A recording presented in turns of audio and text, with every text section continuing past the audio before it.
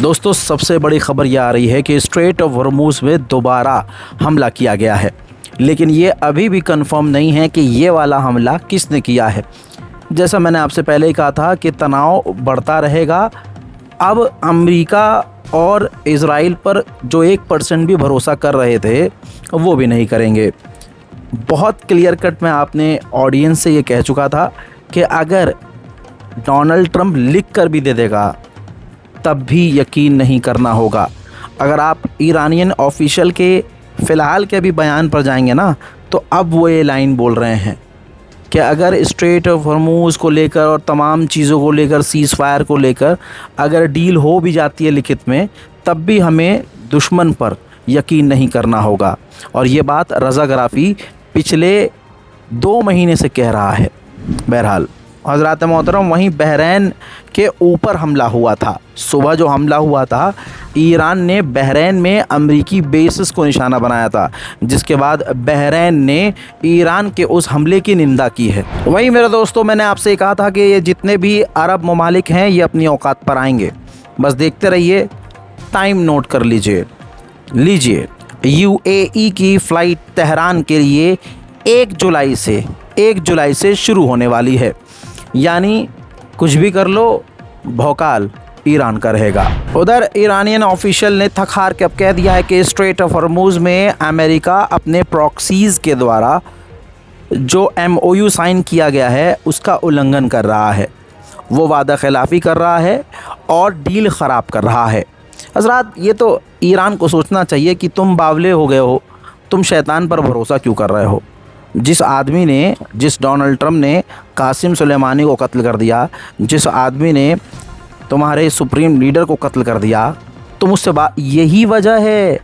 छटपटाना मत कि रज़ा भाई तुम ज़्यादा समझदार बन रहे हो। ईरान की आवाम पिछले कई दिनों से यही प्रदर्शन कर रही थी सड़क पे कि भाई हमें नहीं चाहिए डील। अब्बास आरागची के ख़िलाफ़ ईरान की आवाम सड़क पर उतर आई थी और वो यही कह रही थी, भाई हमें नहीं चाहिए डील, हमें करनी नहीं है डील। क्यों हमारे लिए डील कर रहे हो ना? आवाम कह रही है, हम कह रहे हैं कि हमें डील नहीं चाहिए। ठीक है मेरे दोस्तों, अमेरिका ने ख़ुद वीडियो जारी किया है और वो वीडियो वो वाला है जिस पर वीडियो में आप देखेंगे, बल्कि आप स्क्रीन पर देख लीजिए। ईरान के ऊपर जो अमेरिका ने बीती रात जो हमला किया था, ये उसका वीडियो ख़ुद अमेरिका ने जारी किया है। यानी अमेरिका ख़ुद सीज़ फायर का उल्लंघन कर रहा है। अभी बातचीत हुए कुछ ही दिन हुआ है, तो फिर इस शैतान पर भरोसा कैसे किया जाए। लेकिन एक अरब देश है जो सुधर गया है, ओमान। ये नहीं कहूँगा कि 100% सुधर गया है, लेकिन पिछले 2 दिन पहले मैंने आपको अपडेट दिया था कि भाई जो ईरान बोल रहा है ना, अब वो ओमान भी बोल रहा है। ओमान ने एक बार फिर से आज कहा है, बल्कि यूरोप से कह दिया है, डिक्लेयर कर दिया है कि स्ट्रेट ऑफ हॉर्मुज़ अब पहले जैसा नहीं रह सकता। हो सकता है आपको कोई टैक्स देना पड़ जाए, यानी सेम ईरान की तरह। और बेहतर यही है, जो जितनी जल्दी पहले ईरान के साथ हो जाएगा उतना ही जल्दी उसे फ़ायदा पहुंचेगा और उतना ही ज़्यादा उसे फ़ायदा पहुंचेगा जो जल्दी ईरान के साथ देगा। अब आप सोचिए, 41 दिन की जंग की एक और रिपोर्ट आई है, जिस रिपोर्ट में ये खुलासा हुआ है कि अरब के देशों में, ख़ासकर बहरीन और ओमान जैसे देशों में, अमेरिका के नेवल बेसिस को इतना नुकसान पहुंचा है कि फ़िगर आई है लगभग $2 बिलियन। अब वो वहाँ से, उन अरब देशों से अपने नेवल बेसिस को हटाकर इज़राइल में बनाएगा। ये हाल है अमेरिका का 41 दिन की जंग में। मैं तो कह रहा हूँ ईरान को बिस्मिल्लाह करके खुला कर लेना चाहिए कि बड़ा आओ, खुले में आओ अब तुम। ये तमाम चीज़ें जो एक तरफ हुई हैं, दूसरी तरफ ये है बात कि ईरान और अमेरिका ने एक सेपरेट हॉटलाइन बना दी है बात करने के लिए। सीज़ फायर का उल्लंघन अगर होता है, कोई बात होती है, लेबनान पर हमला होता है, लेकिन ये लाइन मेरे लिए गधे के पेशाब जैसी है। भाई अभी भी तो अटैक हो गया, पिछले 24 घंटे से क्या चल रहा है? क्या लेबनान पर हमला नहीं हो रहा है? इज़राइल लेबनान पर हमला कर रहा है, अमेरिका ईरान की जगहों और ईरान की साइट्स पर हमला कर रहा है। हज़रात, बैकग्राउंड नॉइज़ को आप इग्नोर कीजिएगा, पब्लिक प्लेस में हूँ और मैं गोरखपुर एयरपोर्ट पर हूँ। मुझे लगता है कि हिंदुस्तान का सबसे घटिया तरीन जो एयरपोर्ट है, सिर्फ बातें हैं, इतना घटिया एयरपोर्ट है। पैर रखो और अगला कदम आगे बढ़ाओ, एयरपोर्ट ख़त्म। ठीक है। और यहाँ जो वाईफाई दिया जाता है ना, पब्लिक वाईफाई, ये योगी जी लुल है लुल। अब रेल मंत्री खाली रील बनाएंगे तो क्या होगा।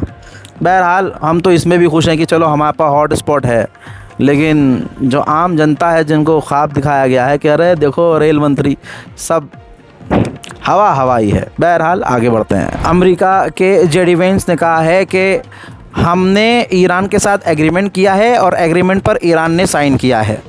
अगर उन्हें एग्रीमेंट में कोई प्रॉब्लम है तो वो हमें फ़ोन कर सकते हैं, हम दोबारा बातचीत करके सॉल्यूशन निकालने की कोशिश करेंगे। लेकिन अगर वो वायलेंस करेंगे तो वायलेंस का जवाब वायलेंस से दिया जाएगा। भैया भड़काने की बात तुम खुद करोगे तो ईरान छोड़ेगा क्या। जेडी वेंस ने आगे ये कहा कि ईरान का यूरेनियम हम ले लेंगे। मदर डेयरी की चॉकलेट है, तुम पैसा दोगे ले लोगे। That enriched stockpile is something that we want to get, but Bill, if we never get it, and the president wants it, and we are going to get it. America के पास जो air to air missiles हैं वो लगभग ख़त्म हुई हैं, आपको बताया अच्छी तादाद में ख़त्म हुई हैं। वैसी मिसाइलों को 10 गुना ज़्यादा तादाद में ऑर्डर किया है अमेरिका ने।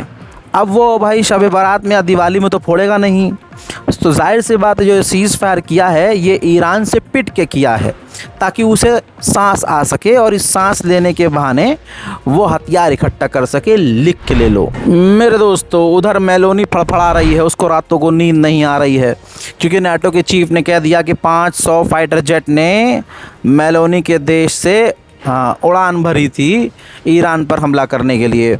उसी दिन मेलोनी ने सफाई दे दी थी और नींद इतनी उड़ी है मेलोनी की कि एक बार फिर से सफाई दी है।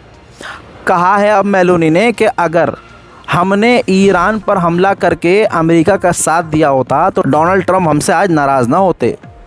बेचारी कितनी घबरा रही है। डर अच्छा है, डरो सालो डरो। हज़रात मोहतरम, मुहर्रम वैसे तो मैं जिस जगह रहता हूँ हमेशा आशूर का दिन वहीं गुजारता था मैं, लेकिन इस बार कोशिश की कि घोसी, बड़ा गांव घोसी पहुँचूँ, क्योंकि बचपने में एक बार देखा था जब वहाँ पहुँचा तो एक चीज़ वहाँ देखकर मैं कहूँगा कि भाई पूरी की पूरी जो हिंदुस्तानी आवाम है, भारतीय आवाम, अगर आपको यूनिटी देखनी है आज की तारीख़ में तो आप घोसी आओ। बड़ा गांव घोसी, ज़िला मऊ। भाई जो आशूर का जुलूस था उस जुलूस में शिया और सुन्नी दोनों साथ उसी सेम प्रोग्राम में, और जो सबील लगी हुई है, जो लंगर लगाए हुए हैं वो सुन्नी हजरात ने भी लगा रखे थे, वो शियाओं ने भी लगा रखे थे। दोनों में फ़र्क साफ था, लेकिन कमाल की बात यह है कि दोनों हुसैन के चाहने वाले हैं। अब कोई मुस्कुरा के चाहे, कोई गम मना के चाहे, मैं इन बहस में नहीं हूँ। देखने को बेहतरीन मंज़र ये था कि शिया और सुन्नी यानी मुसलमान एक साथ उस जुलूस में, आशूर के जुलूस में मौजूद थे। मैं ख़ुद वहाँ मौजूद था, अपनी आंखों से देख रहा था। और उनसे सबसे बड़ी बात यह है कि अभी भी अच्छाई बाकी है भाई, अभी भी अच्छाई बाकी है।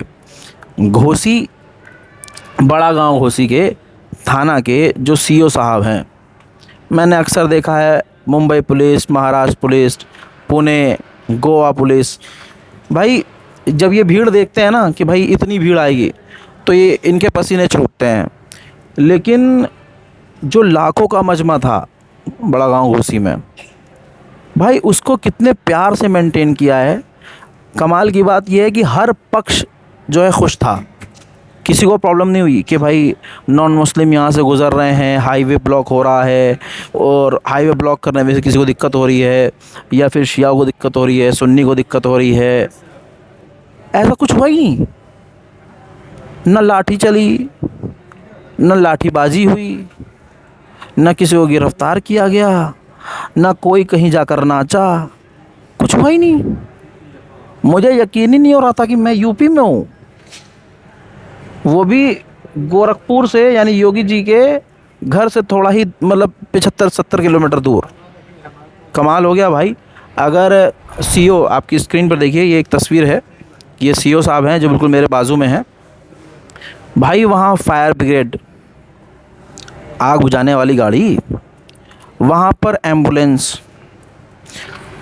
ज़बरदस्त प्रशासन, मेल फीमेल पुलिस दोनों, कांस्टेबल सारे, और सबकी ज़बान प्यारी, कोई गाली गलौच नहीं, कोई अकड़बाजी नहीं। और सीओ, अगर एक बात सीख लिया मैंने, अगर किसी इलाके का सीओ अगर जेन्युइन हो, निष्पक्ष हो, तो भाई उस इलाके में शांति शांति रहेगी। कभी आप दंगा फसाद किसी तरह की चीज़ वहाँ पर कोई चाओस आप महसूस नहीं करेंगे। ये तस्वीर तभी की है जब मैंने ख़ुद स्पेशली जाकर यहाँ के सीईओ साहब को, यहाँ के प्रशासन को हाथ जोड़कर धन्यवाद अदा किया कि खुदा की कसम अगर ऐसे आदमी हो ना, तो भाई देखो ऊपर क्या चल रहा है, इधर क्या चल रहा है, पॉलिटिक्स इंसान से क्या करवा जाए, लेकिन जो इंसान दिल का अच्छा हो ना भाई, वो वर्दी में भी होगा ना, तो वो कोशिश करेगा कि मैं अच्छा ही काम करूं। तो बड़ा अच्छा लगा। और एक चीज़ और कि भाई अगर यूनिटी देखनी है मुसलमानों की यूनिटी, भाई घोसी जाओ, आप घोसी जाओ। देखो ये जो बात बात पे आप किलस जाते हो ना कि फलाना तो शिया है, फलाना तो सुन्नी है, तुम्हारा पीछे से बैकग्राउंड ख़राब है इसलिए तुम ये सब कर रहे हो, ठीक है। ज़रा घोसी आओ, तुम्हें पता चलेगा कि शिया सुन्नी मिलकर कैसे रहते हैं। फ़िलहाल की इस रिपोर्ट में इतना ही। जय हिंद।